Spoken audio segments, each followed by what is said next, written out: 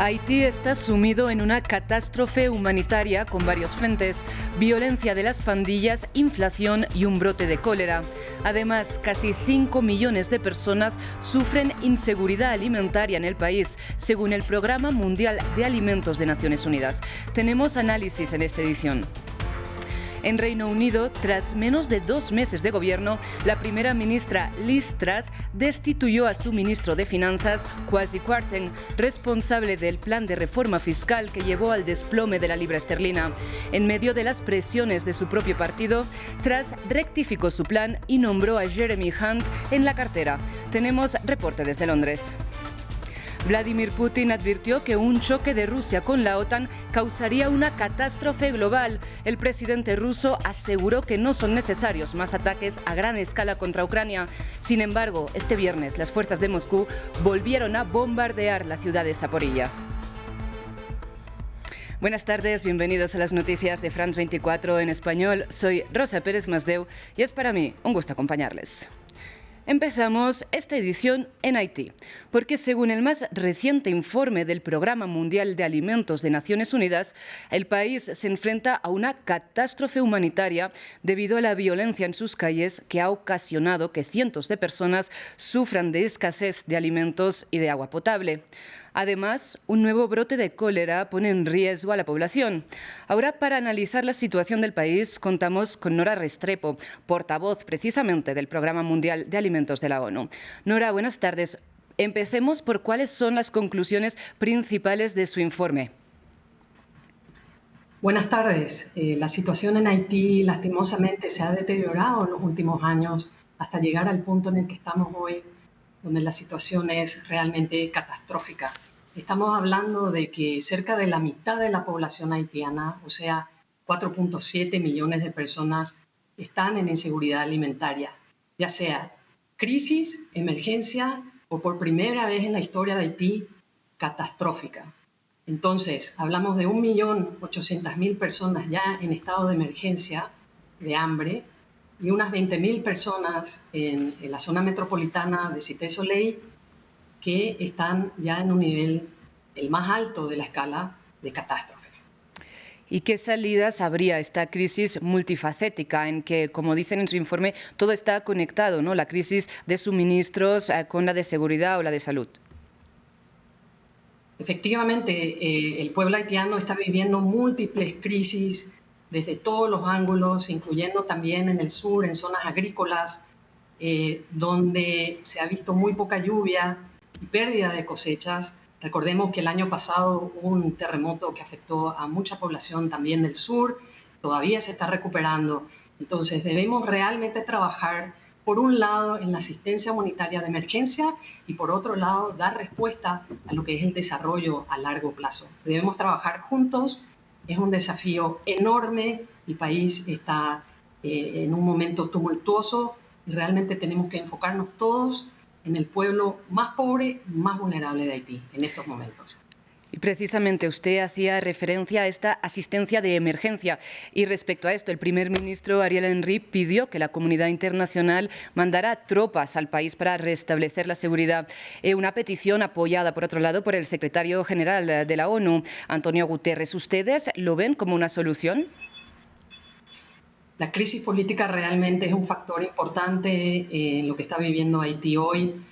Pero no es el único. La inseguridad ha aumentado increíblemente, más los otros problemas que hemos mencionado. Nosotros como agencia humanitaria trabajamos de manera independiente, sin contar con los temas políticos. Por supuesto que queremos una resolución pacífica y rápida por el pueblo haitiano que hoy está viviendo una catástrofe.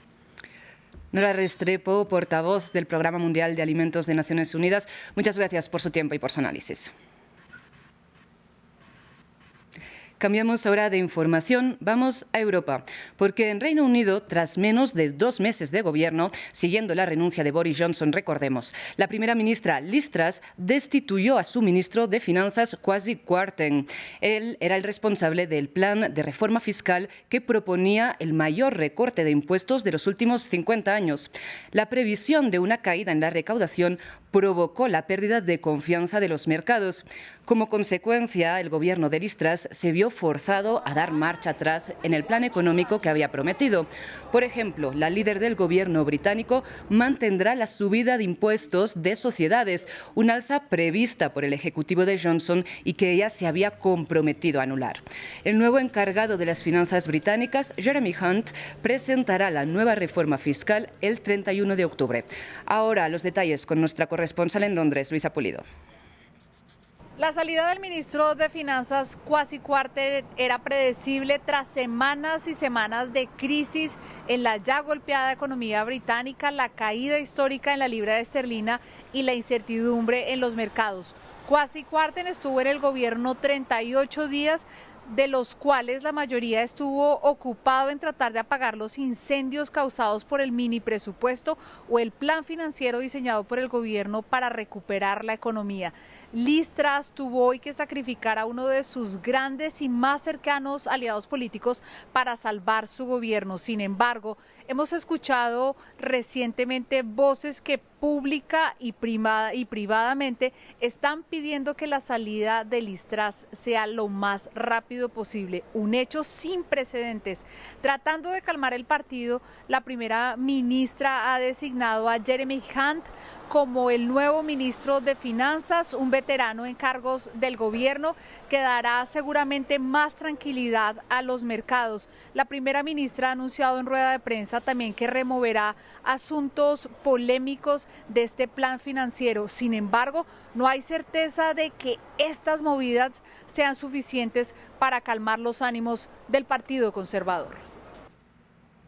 Y continuamos con más información económica de Europa. En Francia, casi un 30% de las gasolineras presentan problemas de suministro, una escasez provocada por las huelgas en las petroleras ExxonMobil y TotalEnergies. Nuestra periodista en París, Erika Olavarría, con los detalles de la situación. La huelga en las refinerías francesas continúa después de que anoche el sindicato más a la izquierda, CGT, se retirara de una reunión de la directiva de Total junto a los trabajadores porque se opone a una propuesta salarial que les hizo la empresa. Esta consiste en un reajuste de un 7% de los salarios más una prima de entre 3.000 y 6.000 euros. Hay que decir que esa propuesta fue apoyada por el sindicato más moderado CFDT y otros menores que en total suman más que el 50% de los trabajadores. Sin embargo, hay que recordar que en depósitos y en refinerías el sindicato mayoritario es la CGT. Justamente ellos estaban pidiendo un reajuste del 10%, 7% corresponde a la inflación y 3% a las grandes ganancias que han obtenido las petroleras en vista del alto precio de los combustibles y de la energía. Por lo mismo, un tercio de las gasolineras continúa en Francia con problemas de abastecimiento. Según las autoridades, eso debiera normalizarse en las próximas horas en vista de la intervención que se ha hecho ya en 2 depósitos donde los trabajadores han sido obligados a laborar. Justamente la CGT tuvo hoy una mala noticia a ese respecto. El Tribunal de Rouen rechazó un recurso que había presentado este sindicato considerando que era ilegal esta intervención que hacía el Estado porque atentaba contra el derecho a huelga. Además, la CGT tiene otro plan y es que para el próximo martes se está convocando una huelga interprofesional de varios sectores. Ya se han sumado los trabajadores de la energía, de los transportes, de los servicios y de la administración pública. En rueda de prensa, tras el encuentro de líderes de la Comunidad de Estados Independientes, el presidente ruso, Vladimir Putin, hizo varias declaraciones en relación con la invasión de Ucrania. Por un lado, señaló que la movilización de reservistas está pronta a completarse. Por otro lado, consideró que no ve necesarios nuevos ataques a gran escala contra Ucrania. Sin embargo, hoy las fuerzas de Moscú volvieron a bombardear la ciudad de Zaporilla. Putin también señaló que un enfrentamiento entre Rusia y la OTAN provocaría una catástrofe global. En cualquier caso, llevar a las tropas de la OTAN a un choque directo con las tropas rusas sería algo muy peligroso, que podría llevar a una catástrofe global. Espero que aquellos que están hablando de esto tengan suficiente sentido común como para no llegar a tomar cualquier paso peligroso.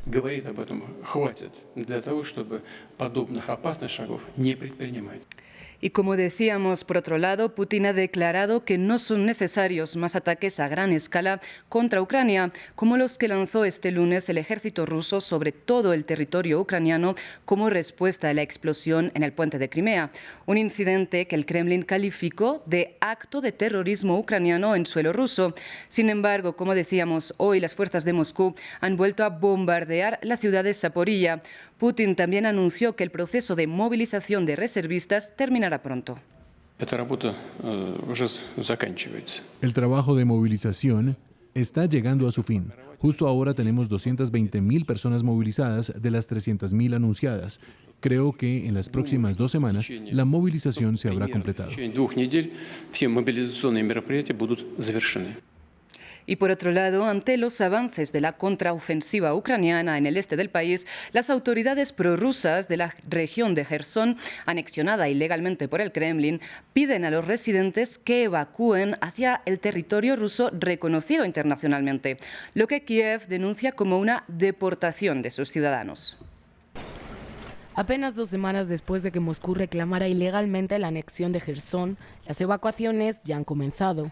Las autoridades rusas instaron el jueves a los ciudadanos de la estratégica región a huir hacia el sur de Ucrania, mientras Kiev sigue rompiendo las líneas del frente. Tras el discurso del jefe de la región ucraniana de Jersón, Vladimir Saldo, el gobierno ruso ha tomado la decisión de organizar la asistencia a las personas que abandonan la región hacia otras regiones del país. Proporcionaremos a todos alojamiento gratuito y todo lo necesario. A los que decidan quedarse permanentemente en su nuevo lugar se les proporcionará un hogar. Se ha informado de la primera llegada de evacuaciones a la región rusa de Rostov, mientras que otros se han dirigido a la península de Crimea. A pesar de los fuertes bombardeos de Moscú, como aquí en la cercana ciudad de Mykolaiv, otras 5 localidades de Jersón han sido retomadas por las fuerzas ucranianas, y el aluvión de ataques rusos en todo el país no parece haber mermado la moral de las tropas ucranianas. El hecho de que dejaran los proyectiles y esparcieran solo parte de la pólvora demuestra que huyeron muy rápido.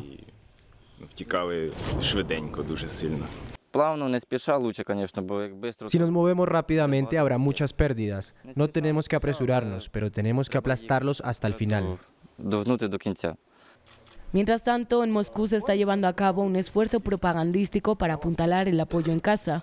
Aquí en Zaporilla se ha filmado a combatientes prorrusos bien equipados preparándose para el combate. Pero hasta que los cientos de miles de reservistas movilizados por Moscú sean operativos, Kiev tratará de mantener el ímpetu de su contraofensiva en el frente sur. Gracias por su atención. Sigan con nosotros.